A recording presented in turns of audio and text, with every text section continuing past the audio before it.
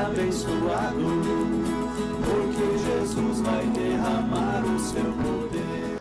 Que a paz do Senhor esteja contigo nesse tempo de mensagem onde queremos refletir sobre a palavra de Deus. Hoje gostaria de iniciar com uma história que eu ouvi esses tempos, guardei e queria compartilhar.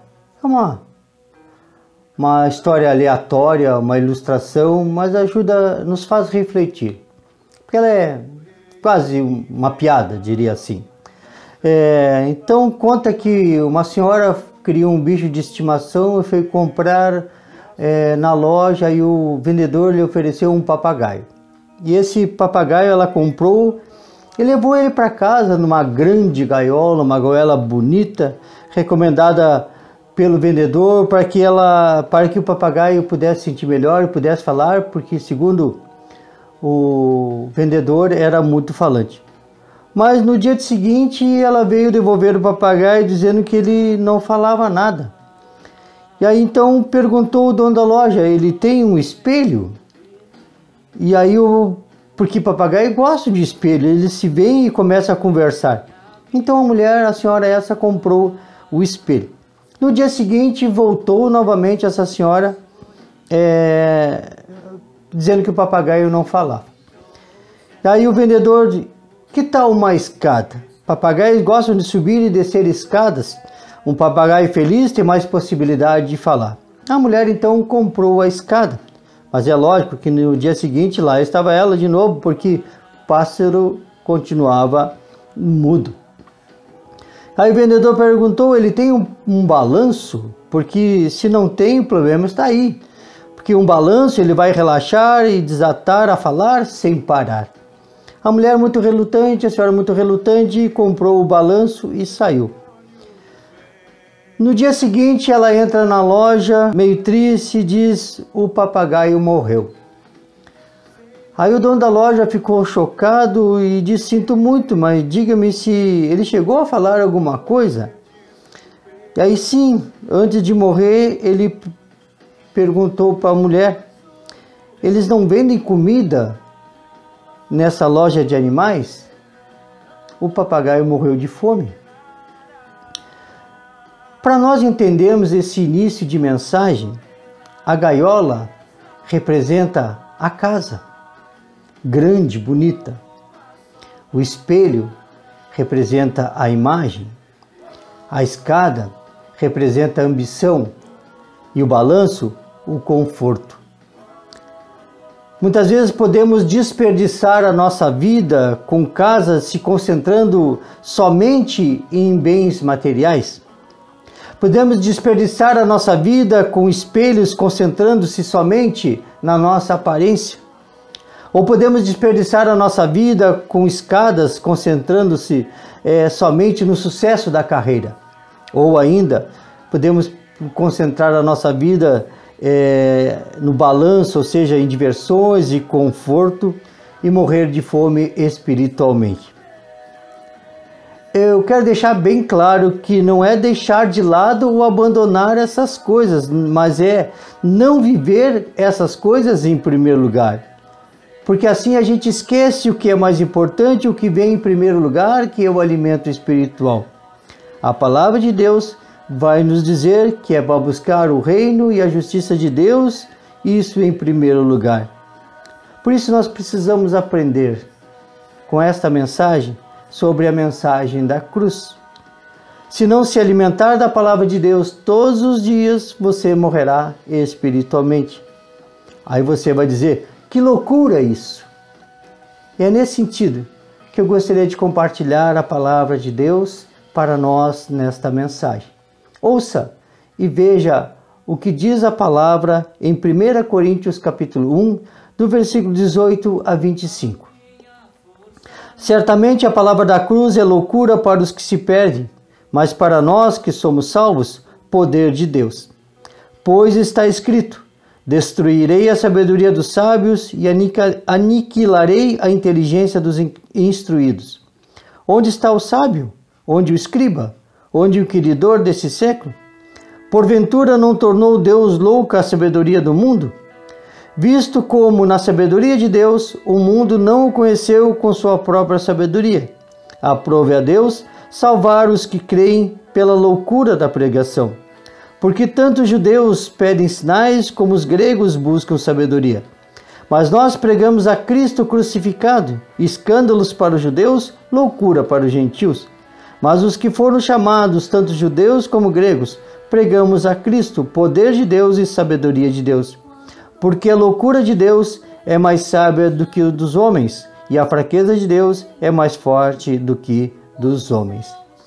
Meu irmão, minha irmã, a palavra diz certamente, ou seja, esta verdade não torna Deus responsável pelos incrédulos que perecem, que morrem. Esses perecem, os incrédulos, por causa dos seus próprios pecados e por causa da sua própria impenitência. Ou seja, não se arrependem. Por isso a palavra da cruz é loucura para os que se perdem. Mas para nós que somos salvos, como diz o apóstolo Paulo, somos o poder de Deus. De acordo com a Bíblia, haverá sempre dois tipos de reações ao Evangelho que se originam no propósito de Deus. Primeiro, a gente pode ver no Antigo Testamento, através do profeta Isaías, capítulo 6, versículos 9 e 10, que diz assim: Então disse ele, vai e diz a este povo, ouvi, ouvi e não entendais, vede e vede, mas não percebais. Torna insensível o coração deste povo, endurece-lhe os ouvidos e fecha-lhe os olhos, para que não venham a ele a ver com os olhos, a ouvir com os ouvidos e a entender com o coração e se converta e seja salvo. Ou seja, a dureza do coração faça que as pessoas ouçam, mas não ouçam, entenderam? Veem, mas não veem. Isso Deus não chama atenção. Aí você pode dizer, não, mas isso é o que diz o Antigo Testamento. Mas olha o que diz o Evangelho de Lucas, capítulo 2, versículo 34. Quando Simeão encontrou o menino Jesus e pegou-o nos braços, e depois que ele abençoou Jesus e disse que ele viu a salvação, ele fala a Maria o seguinte: Simeão os abençoou e disse a Maria, mãe do menino: Eis que este menino está destinado tanto para a ruína como para o levantamento de muitos em Israel e para ser salvo de contradição. Ou seja, as reações que estão é de muitos, não é de todos. Então, aqueles que creem e são salvos são aqueles que foram chamados. Se a gente olhar o Evangelho de Romanos, capítulo 1, versículo 6, vai dizer, de cujo número sois também vós chamados para serdes de Jesus Cristo. Fomos chamados para sermos de Jesus Cristo. Então, o Evangelho não somente informa, mas também transforma pela ação do Espírito Santo. Isso nós vimos em Atos, capítulo 1, versículo 8, que diz assim, mas recebereis poder ao descer sobre vós o Espírito Santo, e sereis minhas testemunhas, tanto em Jerusalém, como em toda a Judéia e Samaria, e até os confins da terra. Quando Deus diz que somos chamados, também Deus diz que nos reveste de poder, o poder do Espírito Santo. Por isso Deus disse, através de Paulo, que está escrito que Deus destruirá e aniquilará a sabedoria. Por isso, não todo conhecimento do mundo é ruim, mas somente aquelas ideias filosóficas e religiosas que negam a verdade de Deus, essas serão anuladas quando o Senhor Jesus voltar. E aí então o apóstolo Paulo, então, aonde está o sábio? Onde está o escriba? Onde está o inquiridor? Sábio faz parte do caráter das pessoas. Deus nos dá inteligência e depois em Cristo somos sábios. Havia dois tipos de sábios na época. O escriba, que era o intérprete da lei, ele copiava os pergaminhos quando ficavam velhos e eles eram chamados também de doutores da lei. E o inquiridor, que era o filósofo grego, que é inquiridor, quer dizer argumentador, debatedor, aqueles que não aceitavam qualquer coisa. E aí vai continuar a palavra, diz, acaso não tornou Deus louca essa sabedoria para o mundo, para esse século? Então, na sabedoria de Deus, o mundo não o conheceu por sua própria sabedoria. Então, foi da vontade de Deus salvar aos gregos, tanto como os judeus, pela loucura da pregação. A salvação depende da revelação de Deus e não somente da razão. Se olharmos duas palavras que vêm completar essa mensagem, a primeira de Romanos 10, 14 a 15, que diz assim: como, porém, invocarão aquele em que não creram? E como crerão naquele de quem nada ouviram? E como ouvirão se não há quem pregue? E como pregarão se não forem enviados? Como está escrito, conformosos são os pés do que anunciam a boa nova. A revelação de Deus começa assim. Mas também a revelação de Deus diz que a fé ela vem pelo ouvir, como diz Romanos 10, 17 a 18. E assim a fé vem pela pregação, e a pregação pela palavra de Deus. Mas pergunto, porventura não ouviram? Sim, por certo, porque por toda a terra se fez ouvir a sua voz e as suas palavras até os confins do mundo. Nessa discussão que Paulo tinha, aí os judeus eles sempre pediam sinais. Então os judeus esperavam o Messias com poderes sobrenaturais, não alguém que seria amaldiçoado por Deus, como diz a palavra, que amaldiçoado que foi preso no madeiro. E os gregos, eles buscavam sabedoria, então os gregos eles debochavam dos cristãos de um Deus que não tinha nem a sabedoria, nem o poder para se salvar de tal morte. Tanto que quando Jesus estava na cruz, era salva-te a ti mesmo, e quer salvar os outros, mas salva a ti mesmo. E aí Paulo vai dizer, nós que pregamos a Cristo crucificado, que é escândalos para os judeus e loucura para os gentios. Os judeus eles não podiam crer que o Messias seria rejeitado e crucificado. Os gentios, os não-judeus, achavam que era tolice dizer que um homem que tinha sido crucificado era filho de Deus. E aí Paulo identificou aqui o que o mundo acha de ofensivo no Evangelho. Talvez essas palavras também sejam reflexo do tanto que Paulo era contra o Evangelho antes da sua conversão. Mas o apóstolo Paulo diz que foram chamados, tanto judeus como gregos. Meu irmão e minha irmã, sem a loucura e a fraqueza da crucificação, não poderia ter havido a sabedoria e o poder de Deus da ressurreição. E também não teríamos os inumeráveis benefícios que vêm da ressurreição. Por isso pregamos a Cristo, poder de Deus e sabedoria de Deus. Porque a loucura de Deus é mais sábia do que das pessoas, e a fraqueza de Deus é mais forte que das pessoas.